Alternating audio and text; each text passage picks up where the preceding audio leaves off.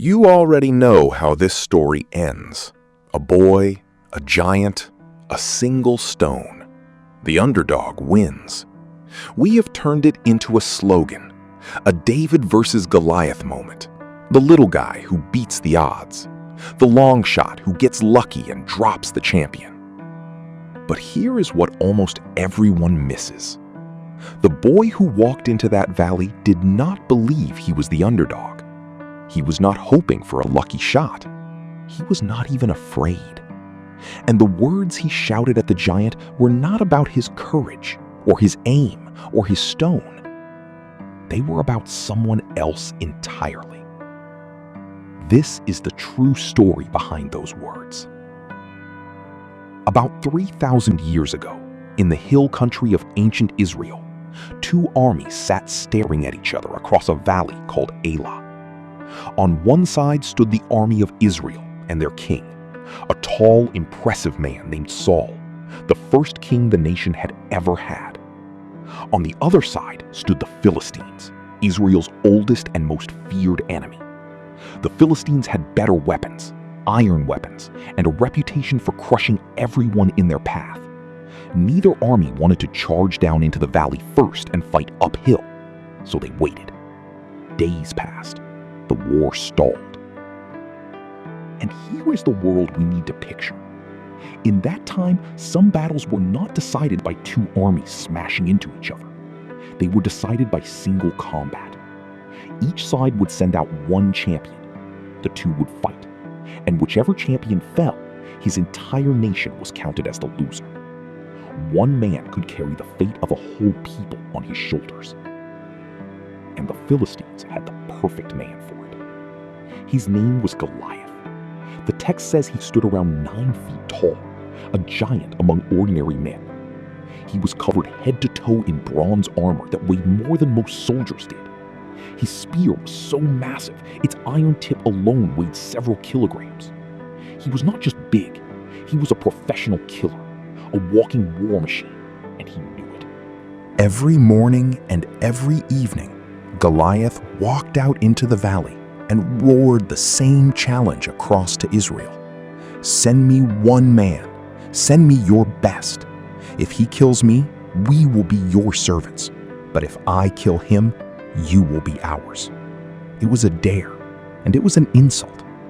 And how did the army of Israel answer? They ran. Every single time. The Bible says that when they saw Goliath, they were terrified and fled. For 40 days, morning and evening, 40 long days, the giant taunted them, and not one man in the entire army would step forward. Not the strongest soldier, not the bravest captain, not even King Saul, who was said to stand a head taller than any other man in Israel. An entire nation frozen by one voice. And into that valley of fear, God was about to send someone nobody had even thought to call. While a nation trembled in the valley, the boy who would end it was miles away, doing the same thing he did every day. His name was David, the youngest of 8 brothers from the little town of Bethlehem. His 3 oldest brothers had marched off to war with King Saul. David, too young, too unimportant, was left behind to do the job nobody wanted, watching the family's sheep. But do not mistake that job for a gentle one. Out on those hills, alone, David had already fought battles no one had seen. He would later say, plainly, that when a lion or a bear came and carried off a lamb, he went after it, struck it, and rescued the animal from its mouth.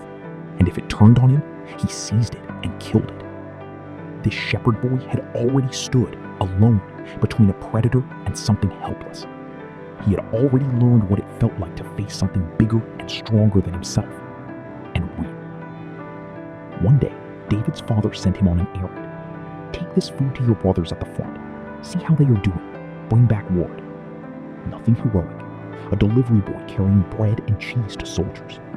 David left the sheep with a keeper, loaded up, and set off for the valley of Elah. He arrived at the camp at the worst possible moment, and the best, right as the armies were drawing up their battle lines. He ran to the front to find his brothers, And that is when he heard it for the very first time.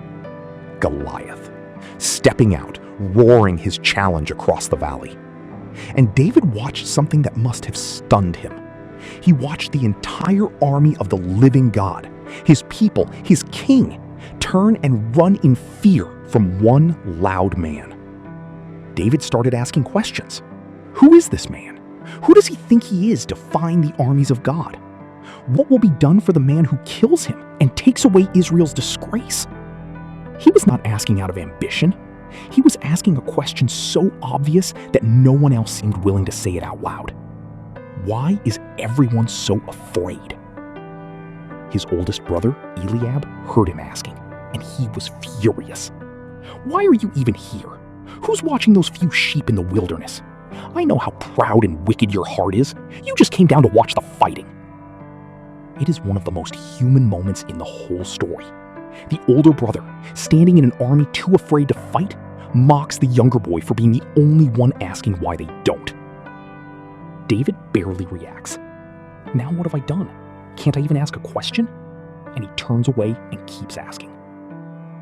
Word of the strange, fearless boy travels through the camp. It climbs all the way up until it reaches the tent of the king himself, and King Saul sends for him. Picture that scene. The most powerful man in Israel, who was hidden from Goliath for 40 days, now face to face with a shepherd boy who smells of the field. And the boy says the most outrageous thing anyone has said in over a month. Let no one lose heart because of this Philistine. Your servant will go and fight him. Saul almost laughs. You? You can't go fight this man. You're just a boy. He's been a warrior since his youth. Every reasonable thing a king could say. It is suicide. It is absurd. And this is where David says something that tells you exactly what kind of person he is. And it has nothing to do with being brave. David tells him about the sheep, about the lion, about the bear, about reaching into the mouth of a beast and pulling the lamb back out. And then he says the sentence that unlocks the entire story. The Lord who rescued me from the paw of the lion and the paw of the bear will rescue me from the hand of this Philistine. Do you hear what he just did? He did not say, I am strong enough. He did not say, I am brave. He looked back over his whole hidden life, every lonely fight nobody witnessed, and he did not see his own record. He saw who had been standing with him the whole time. To David, Goliath was not a new kind of terror. He was just a bigger animal. And David already knew who wins those fights. Something in Saul breaks. Maybe hope. Maybe desperation. He says, go, and may the Lord be with you. And then comes a moment we almost always skip. Saul dresses David in his own royal armor, a bronze helmet, a coat of mail, a sword, the best military technology in the entire camp. It is the world telling David, if you're gonna win, you have to do it our way. You have to look like a soldier. You have to be like Goliath to beat Goliath. David takes a few steps, and he can barely move. I cannot walk in these, he says, because I am not used to them. And he takes it all off. The armor, the sword, every bit of it. He sets aside the only protection anyone in that valley bolted did. Instead, he picks up what he actually knows. His shepherd's staff, his sling, a simple leather strap that he had trained could throw a stone with the speed of a bullet. He walks into the stream. 5 smooth stones. He chooses them carefully, the way only someone who has done this 1,000 times would. And then he stands up, and he turns, and he starts walking out, alone, into the middle of the valley, toward the giant. On one ridge, An entire army holds its breath. On the other, a war machine in bronze. And in between, walking without armor, without a sword, without fear, a boy with a stick and a sling. And the giant looks up to see who they have finally sent. Goliath is insulted. He looks David up and down, this ruddy, handsome boy with a stick, and he is offended that this is what Israel offers him. Am I a dog, he roars, that you come at me with sticks? And then he curses David by his gods and promises to feed his body to the birds and the wild animals. Everything about the moment says the same thing the last 40 days have said. This is over before it begins. The giant wins, the boy dies. And then David opens his mouth. And what comes out is not a battle cry about himself. It is the turning point of the entire story. The reason we still tell it 3,000 years later. You come to me with a sword and a spear and a javelin, David calls out. But I come to you in the name of the Lord of heaven's armies, the God of the armies of Israel, whom you have defied. And then the line the whole video has been building toward. This day, the Lord will deliver you into my hand, and all this assembly will know that the Lord saves not with sword and spear, for the battle is the Lord's. The battle is the Lord's. And watch what he does next, because it is astonishing. The Bible says David ran toward the battle line to meet the giant. He does not creep, he does not hesitate. He runs at the thing that terrifies an entire army. He reaches into his pouch, takes out a single stone, puts it in the sling, and lets it fly. One stone, one throw. It strikes the giant in the forehead, the one place the armor did not cover. And the mountain of a man, the champion, the war machine, the terror of a nation, falls face down to the ground. 40 days of fear ended in about 10 seconds. Not by an army, not by a king, by a boy who understood something none of them did. And that thing he understood is the whole point. You come to me with a sword and a spear, but I come to you in the name of the Lord. The battle is the Lord's. We have flattened this story into a motivational poster. Be brave. Believe in yourself. You can slay your giants. And every bit of that misses what David actually said. Because listen again. David did not say, I come to you with my courage. He did not say, I come to you with my aim, or my speed, or my clever little sling. At the most important moment of his life, standing in front of the thing that could kill him, David said the exact opposite of believe in yourself. He said, this fight was never mine to begin with. That is the misunderstanding we cleared up from the start. We think this is a story about an underdog. But David never saw himself as the underdog, because he never saw himself as fighting alone. In his eyes, it was Goliath who was outnumbered. The giant stood there with bronze and iron and a lifetime of violence. David stood there with the God who made the hills they were standing on. Do the math the way David did it, and Goliath never had a chance. You come with a sword and a spear. These were the visible things, the armor, the muscle, the weapons everyone could see and count. It is exactly what the whole army had been staring at for 40 days, and it is exactly why they were paralyzed. They kept measuring the giant against themselves, and by that measurement, they were right to be afraid. But I come in the name of the Lord. David was measuring the giant against something else entirely. That one word, but, is the hinge the whole story turns on. Everyone else saw Goliath versus a man. David saw Goliath versus God. And once you see the fight that way, the size of the giant stops mattering at all.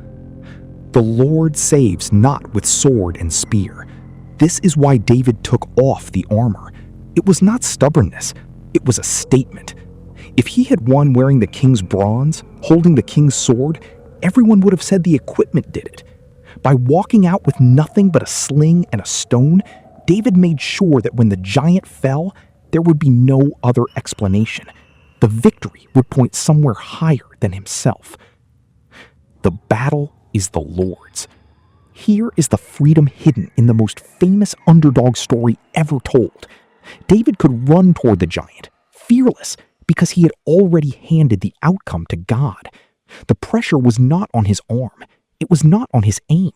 He simply had to show up, be faithful with the one thing in his hand, and let the battle belong to the one it always belonged to. And that changes everything about how we hear it.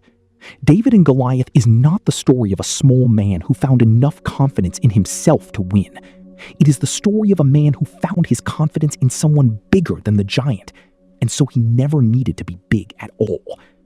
He did not defeat Goliath by believing in David. He defeated Goliath by knowing whose the battle really was. Maybe there is a giant in your valley right now. Maybe it has a name, a diagnosis, a debt, a person who keeps roaring at you across the distance, telling you who you are and how this is going to end. And maybe you have been doing what that whole army did, standing at a safe distance for days, weeks, months, measuring the thing against yourself. And by that measurement, you keep coming up too small. Hear what the shepherd boy would tell you. You have been doing the math wrong. You were never meant to walk into that valley alone, dragging armor that doesn't fit, trying to become big enough to win. David didn't win because he was the strongest, or the bravest, or the most sure of himself. He won because he stopped measuring the giant against his own two hands and started remembering who was standing with him.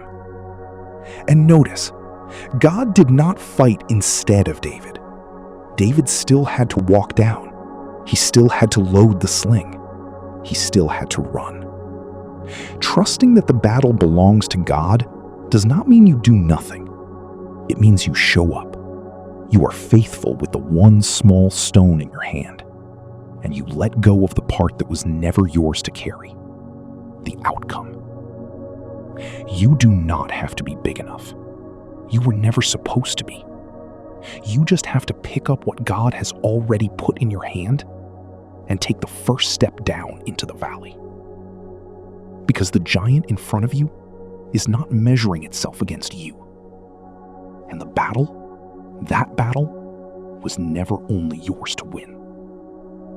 So the next time someone calls it a David versus Goliath moment, you'll know they've only got half the story.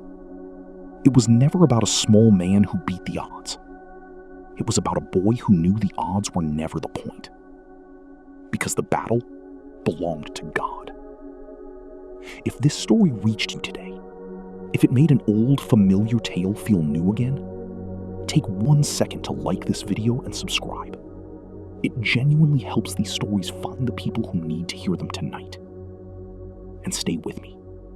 Because before there was a king, or a shepherd, or a giant in a valley, before there was anything at all, there was only darkness.